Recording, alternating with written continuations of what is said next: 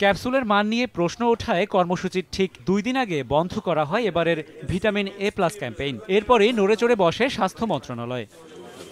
শুক্রবার দুপুরে কিশোরগঞ্জ সার্কিট হাউজে নমুনা পর্যবেক্ষণ করেন স্বাস্থ্য প্রতিমন্ত্রী ডাক্তার মোহাম্মদ মুরাদ হাসান। ক্যাপসুলের গায়ে ক্যাপসুল লেগে থাকারও প্রমাণ পান তিনি। ক্যাপসুলের মান নিয়ে প্রশ্ন তুলে প্রতিমন্ত্রী জানান, মামলা করে ভারতীয় অখ্যাত কোম্পানির এই ভিটামিন কিনতে বাধ্য করা হয়েছিল। মামলা করে ওরা ওষুধ দিতে বাধ্য করেছে। লালটা যারা ইন্ডিয়ান কোম্পানি দিয়েছে এটাই সমস্যা, নীলটা আমাদের দেশের কোম্পানি, যে নামই হোক না কেন, এবং ওটা যে কোনো সমস্যা নাই সেটাও আপনারা সচক্ষে দেখলেন, আমরা সবাই দেখলাম।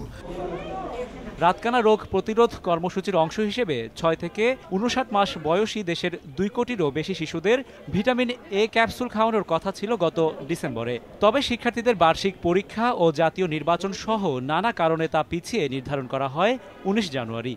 ক্যাম্পেইন শুরুর আগেই দেশের বিভিন্ন প্রান্ত থেকে ক্যাপসুলের মান নিয়ে অভিযোগ আসে মন্ত্রণালয়ে। এদিকে ভিটামিন এ মেয়াদোত্তীর্ণ নয় জানিয়ে স্বাস্থ্যমন্ত্রী বলেন, রহস্য উদ্ঘাটনে গঠন করা হয়েছে একাধিক তদন্ত কমিটি। একটা ওষুধের সাথে আর একটা ক্যাপসুলে একটু গায়ে জোড়া লেগে গেছে, এটা অর্থ যে এই নয় যে ওষুধের ভিতরে যেটা রয়েছে ক্যাপসুলের ভিতরে সেটার মান নষ্ট হয়ে গেছে।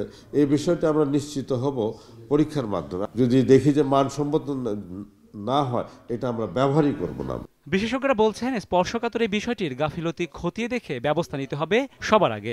আমাদের এই শিশু মহল যারাই জাতির ভবিষ্যৎ, তাদেরকে নিয়ে কোনো রকম ঝুঁকি না নেওয়ার সিদ্ধান্তটাকে আমি অবশ্যই সাধুবাদ জানাই। যেহেতু প্রকিউরমেন্ট পদ্ধতিতে অনেকগুলি কোম্পানির সাথে তুলনা করে কেনার ব্যবস্থা আছে, যেটা রাষ্ট্রসম্মত পিপিআর অনুযায়ী, সুতরাং এই ব্যাপারে যদি আইনগত যে বিধিবিধান আছে সেগুলি পালন করে ভবিষ্যতে কার্যক্রম চালানো যায়, তাহলে অবশ্যই এটা সার্থকতার মুখ দেখবে।